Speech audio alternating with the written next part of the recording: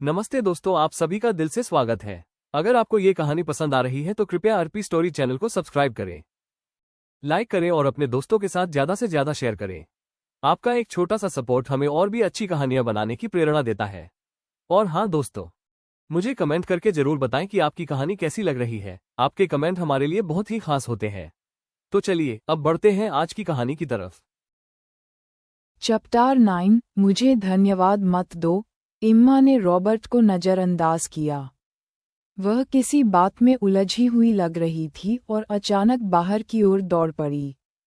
Robert उसकी जिज्ञासा बढ़ते देख उसे पीछे पीछे गया।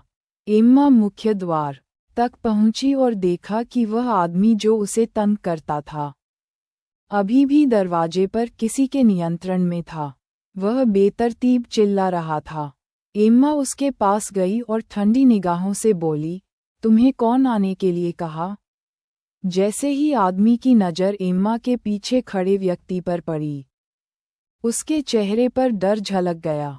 इम्मा ने कहा, अगर तुम मुझे बताओ कि तुम्हें कौन भेजा, तो मैं तुम्हें जाने दूंगी। सच में? तुम सच में मुझे जाने दोगी? अगर तुम इतने डरे हुए हो, तो तुम्हें पता होना चाहिए मेरे पीछे कौन है। अब मुझ पर भरोसा करने के अलावा तुम्हारे पास और कोई रास्ता है खुद को बचाने का? आदमी ने जल्दी से कहा, कल एक छोटी लड़की ने मुझे ढूंढा और तुम्हारी तस्वीर मुझे दी। उसने मुझे आज बार में तुम्हें डराने के लिए $1000 दिए। उसने कहा कि अगर मैं तुम्हारी छवि को नुकसान पहुंचाने वाली कोई तस्वीर खींच दूं, तो वह और पैसे दे सकती है। उसका नाम क्या है? मुझे नहीं पता। मैंने उस लड़की को पहली बार देखा। इम्मा ने सोचा और अपना फ़ोन निकाला। उसने एक फ़ोटो दिखाई और आदमी को थमा दी। क्या यह वही छोटी लड़की है? आदमी ने फ़ोटो को देखा और भौहें तानी। उसने टोपी और मास्क पहना था, इसलिए मैंने केवल उसकी आंखें देखी। ये आंखें थोड़ी मिलती जुलती लग रही हैं, लेकिन मैं निश्चित नहीं हूँ। क्या उसकी कद काठी मेरे जैसी है और आवाज़ ऊंची है? हाँ, कद लगभग वही है और आवाज़ बहुत ऊंची है। इम्मा ने मुठियाँ कस लीं और उसकी आंखों में घृणा झलक रही थी। आदमी बोला, मैंने सब कुछ बता दिया जो मैं जानता था। कृपया मुझे जाने दो। इम्मा ने रॉबर्ट की ओर देखा। उसे जाने दो। तुम निश्चित हो? इम्मा ने कुछ नहीं कहा, बस सिर हिलाया। रॉबर्ट आदमी की ओर बढ़ा। उत्तरी शहर छोड़ दो, मुझे फिर कभी मत दिखना। निकल जाओ। उसने बलशाली लोगों को संकेत दिया कि आदमी को छोड़ दें। आदमी ने धन्यवाद दिया और जल्दी से वहां से रेंगते हुए चला गया। रॉबर्ट इम्मा की ओर बढ़ा। लगता है तुम्हें पहले से पता है कि कौन तुम्हें नुकसान पहुंचाने की कोशिश कर रहा है। इम्मा चुप रही। क्या तुम चाहती हो कि मैं उसे सबक सिखाऊं? वह उसे देखकर बोली, जरूरत नहीं, मैं अपना बदला खुद लूंगी। उसकी ठंडी मुस्कान आत्मविश्वास से भरी हुई थी। ये तरह की महिला सच में दुर्लभ थी। मी एरिक्सन, आज जो हुआ उसके लिए धन्यवाद। जैसा मैंने कहा, मुझे दूसरों का धन्यवाद सुनना पसंद नहीं है। तो क्या मैं आपको कॉफ़ी पिलाऊं? इसे मेरी शक्ति का उपयोग करने के लिए एक तोहफा समझो। मेरी शक्ति का तोहफा? यह विचार उसके लिए नया था। अगर तुम जिद कर रहे हो, तो मैं अनिच्छा से तुम्हारे साथ चलूंगा। वह चुप रही। उसे मजबूर होने की जरूरत नहीं थी। मी एरिक्सन, मुझे थोड़ी देर रुकिए। मैं अंदर जाकर बदलती हूँ और अपनी पगार लेती हूँ। तुरंत वापस आ जाऊंगी। वह बार के अंदर गई। 10 मिनट से भी कम समय में उसने अपने कपड़े बदल लिए और बाहर वापस आए। रॉबर्ट ने पूछा, कहाँ कॉफ़ी पीनी है? मी एरिक्सन, मैं आपको एक अच्छे स्थान पर ले चलूंगी। रॉबर्ट उसकी उत्सुक नज़रों को देखकर मुस्कुराया। दोनों उसकी कार में बैठे। एम्मा ने अपने फ़ोन पर पता देखा और टॉम को दे दिया। टॉम कार में बैठा और समुद्र तट की ओर बढ़ा। उसने फ़ोन पर नेविगेशन देखा और पूछा, मिस ग्रीन, क्या मैं गलत रास्ते पर चला गया? नहीं, यही जगह है। उसने रॉबर्ट की ओर मुस्कराते हुए देखा। मी एरिक्सन, अब आप बाहर निकल सकते हैं। रॉबर्ट ने देखा और भौहें तानी। यहाँ कोई कॉफ़ी शॉप नहीं थी। एम्मा ने मुस्कुराते हुए कहा, मी एरिक्सन, कृपया, और वह पहले बाहर निकली। रॉबर्ट ने चारों ओर देखा और फिर कार से बाहर आया। अब जबकि वह यहाँ था, वह देखना चाहता था कि वह कौन सा खेल खेल रही थी। एम्मा सड़क के किनारे की चट्टानों को पार करते हुए समुद्र के पास एक यू आकार की चट्टान तक पहुंची। जब वह यू आकार की चट्टान के बीच पहुंची, उसने अंदर 3 सपाट पत्थर देखे। यह एक टेबल और 2 कुर्सियों जैसा लग रहा था। बाहर समुद्र की हवा तेज थी, लेकिन यहाँ हल्की हवा चल रही थी। ये बहुत आरामदायक जगह थी। वह एक पत्थर पर बैठी और अपने फ़ोन का फ्लैशलाइट चालू किया। उसने अपने बैग से 2 डिस्पोजेबल कप निकाले और टेबल पर रख दिए। फिर उसने एक थमस और 2 इंस्टेंट कॉफ़ी पैकेट निकाले और उन्हें कप में डाला। उसने कुशलता से कॉफ़ी बनाई और रॉबर्ट को दी, जो अभी भी खड़ा था। रॉबर्ट ने कोई प्रतिक्रिया नहीं दी, बस ठंडी आवाज़ में कहा, यह वही अच्छी जगह है जहाँ तुम मुझे कॉफ़ी पिलाने लाई हो। हाँ, क्या यह अच्छी जगह नहीं है? उसने मुस्कराते हुए कहा, यह मेरा रहस्यमय स्थान है। मैंने अब तक किसी को यहाँ नहीं लाया। रॉबर्ट ने कॉफ़ी ली और दूसरी चट्टान पर बैठा। चांदनी और फ़ोन की हल्की रोशनी ने उस जगह को उज्ज्वल कर दिया। तुमने कहा यह तुम्हारा रहस्य स्थान है। हाँ, मेरी माँ मुझे यहाँ लाती थी। ये समुद्र तट का इलाका अभी तक विकसित नहीं हुआ, इसलिए आमतौर पर कोई यहाँ नहीं आता। जब भी मैं बुरी मूड में होती हूँ, मैं यहाँ आकर बैठ जाती हूँ। ये जगह बहुत शांत और आरामदायक है। ऊपर देखो, उसने अपनी उंगली उठाई। रॉबर्ट ने ऊपर देखा। रात का आकाश बहुत खूबसूरत था।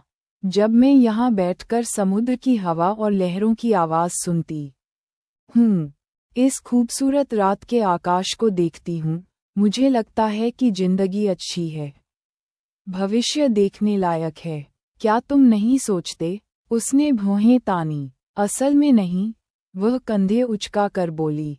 ऐसा लगता है पूंजीपति लोग अलग सोचते हैं। मेरे जैसे इंसान अलग सोचते हैं। कोई आश्चर्य नहीं कि मैं गरीब हूँ। रॉबर्ट हंसा, फिर जोर से हंसा।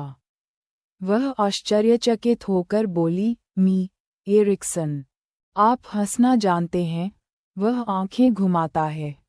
क्या कोई है जो हंसना नहीं जानता? लेकिन मैंने पहले कभी आपको ऐसे हंसते नहीं देखा। क्या तुम मुझे बहुत अच्छे से जानते हो? वास्तव में नहीं। उसने कंधे उचकाए और कॉफ़ी की घूंट ली। वह चारों ओर शांत हो गया। रॉबर्ट कॉफ़ी पीने की कोशिश करता है और भौहें तानता है। यह क्या है? इसका स्वाद बहुत बुरा है। वह मुस्कुराते हुए कहती है, मी एरिक्सन, क्या आप कभी इंस्टेंट कॉफ़ी पीने नहीं आए? वास्तव में नहीं। वह हंसती है, माफ़ कीजिए, मैं भूल गई, आप पूंजीपति हैं। अगली बार नहीं। मैं अब कभी आपको कॉफ़ी नहीं पिलाऊंगी। हम अलग स्तर पर हैं। वह कॉफ़ी कप अपने पास खींचती है। मैं इसे पी लूंगी। वह जल्दी से कॉफ़ी कप वापस ले लेता है। मैंने कहा खराब है। मैंने कभी नहीं कहा कि मैं इसे नहीं पीऊंगा। वह सिर्फ थोड़ी देर के लिए शर्मिंदा हुई। फिर वह दोनों एक दूसरे की ओर देखते हुए बातचीत में उलझ गए। और कहानी की रोमांचक आवाज़ और भावनाओं के साथ ऑडियो स्टोरी स्टाइल में जारी रहती है। चैप्टर 10, कौन प्यार पर विश्वास करता है? सोमवार की सुबह क्लास के बाद एम्मा की रूममेट कैरी जॉनसन दौड़ती हुई उसके पास आई। एम्मा, क्या तुम डिनर के लिए जा रही हो? चलो साथ में खाना खाते हैं। कैरी ने किताबों को व्यवस्थित किया और उन्हें उठाया। दोनों साथ में सीढ़ियां उतरकर स्कूल के बाहर निकलीं। दूर से कैरी ने दरवाजे की ओर इशारा करते हुए कहा, देखो, वह घटिया लड़का। एम्मा ने दरवाजे की ओर देखा और भौहें तानी। टेड, उसने एम्मा को देखते ही जल्दी से दौड़ते हुए कहा, कैरी, मैं एम्मा से अकेले बात करना चाहता हूँ। क्या तुम थोड़ी देर के लिए बाहर जा सकती हो? कैरी ने एम्मा की ओर देखा।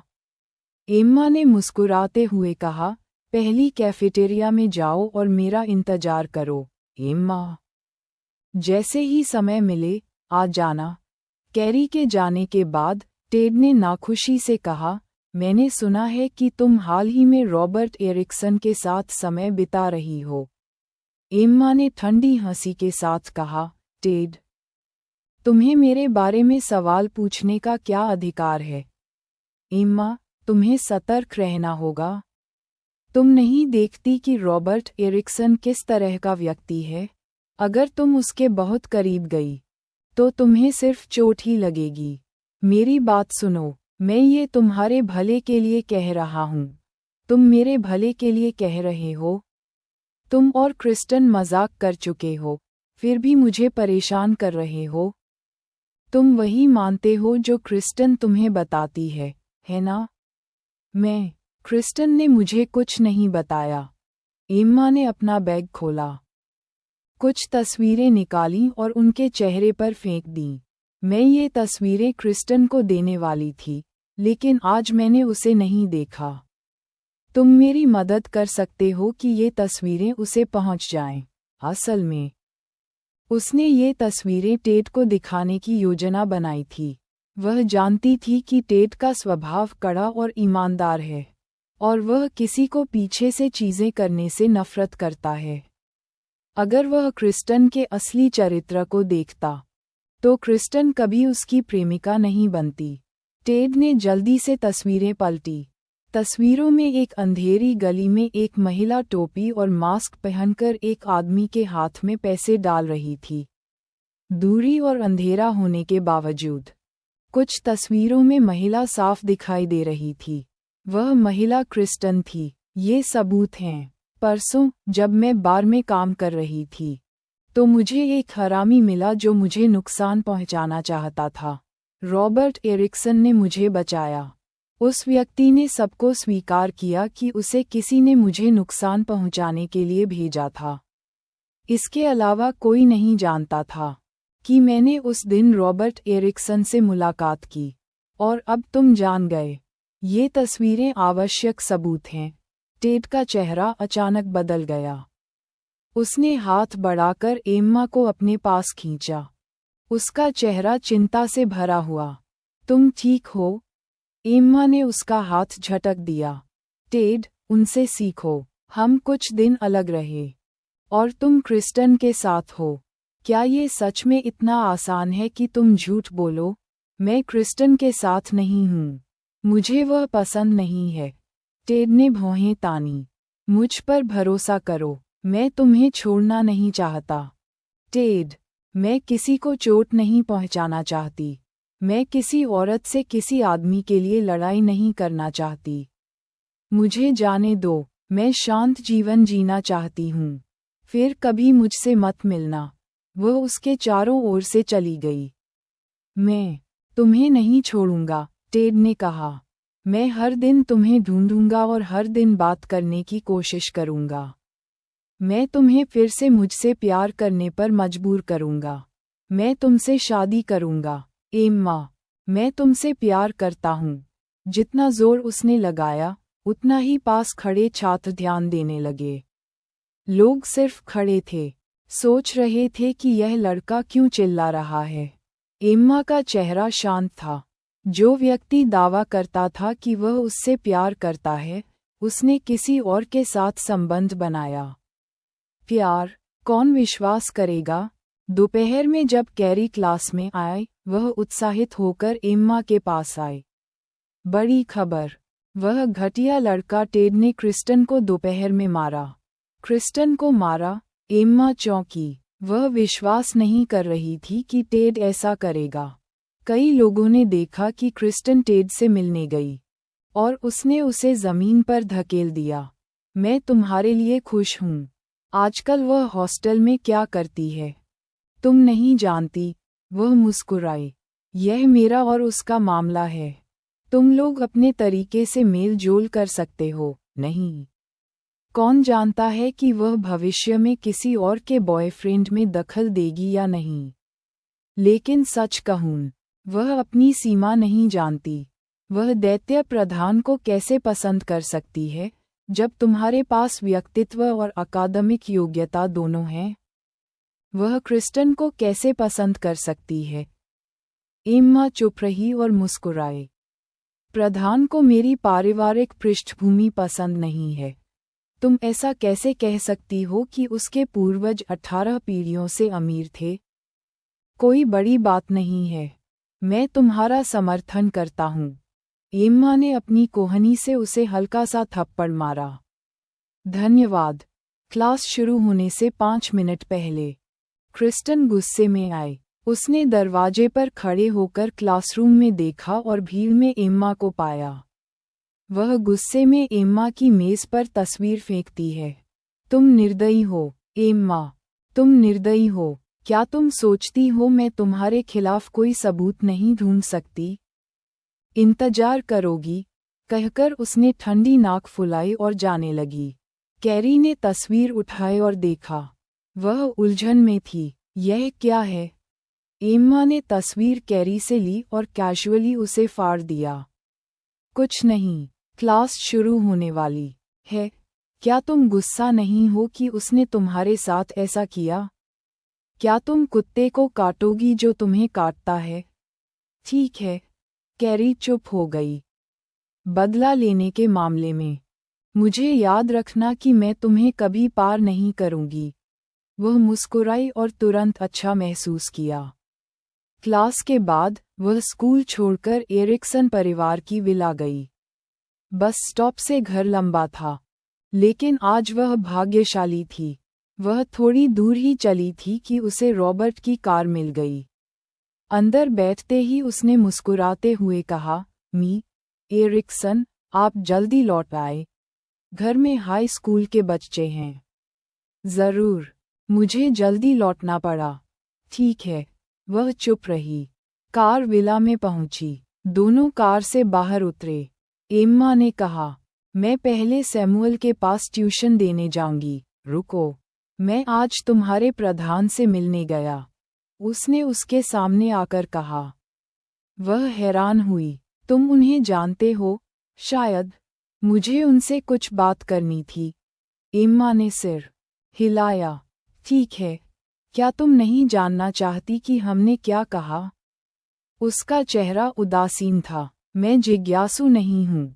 मुझे लगता है तुम डरती हो कि वह तुम्हारे बारे में कुछ बुरा कह देंगी। वह मुझे पसंद नहीं करती, तो उसका बुरा कहना सही है। यह अजीब है। तुम इतनी शानदार छात्रा हो।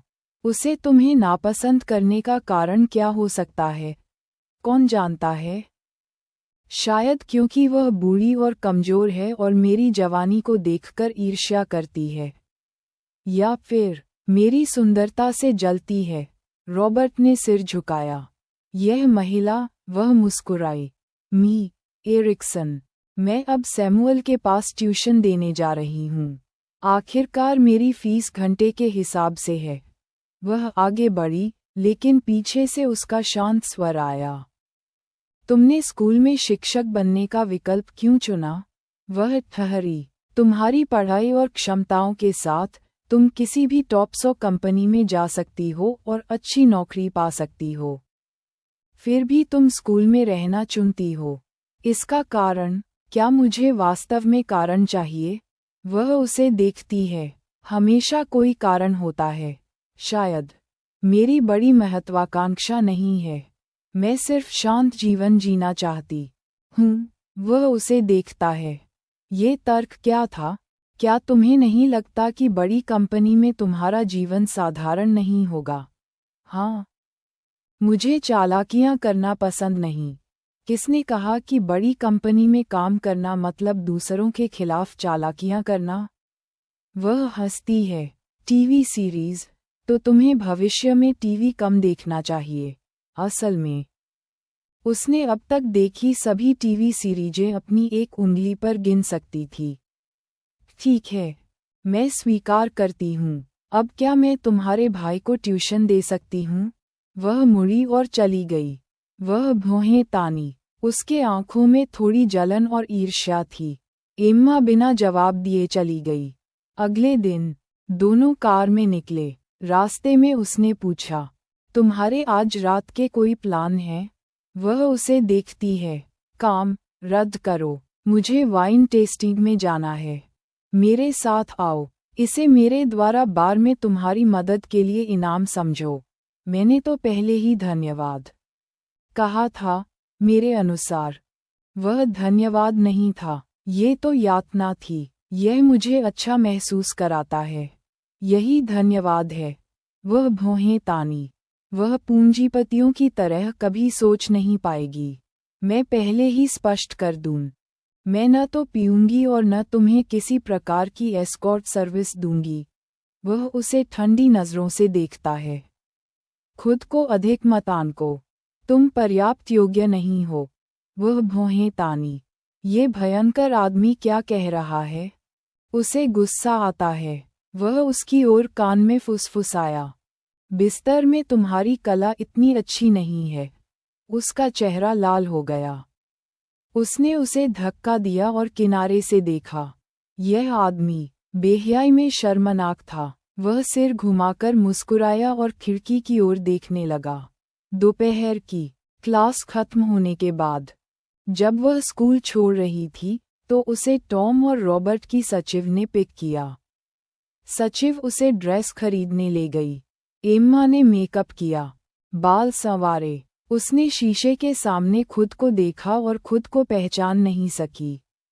उसके कपड़े हल्के, छोटे और असामान्य थे। ड्रेस हल्की पीली फूलों वाली थी और सफ़ेद पृष्ठभूमि थी। उसका चेहरा कोमल और आकर्षक लग रहा था। सॉफ्ट हेयर और लटकते बाल बिल्कुल सही थे। 3 इंच की गोल्डन हाई हील्स ने उसकी बॉडी को लंबा और पतला दिखाया। वह पीछे मुड़ी और सचिव की ओर देखकर छाती को हाथ से ढक लिया। क्या ये ड्रेस थोड़ी असामान्य नहीं है? सचिव मुस्कुराई। एम्मा, चिंता मत करो, आज रात तुम जरूर सबकी नज़रों में रहोगी। मैं वादा करती हूँ। वह सांस छोड़ती है, लेकिन वह सिर्फ शांत कोने में बैठकर खाना चाहती थी। वह बिल्कुल भी ध्यान का केंद्र नहीं बनना चाहती थी।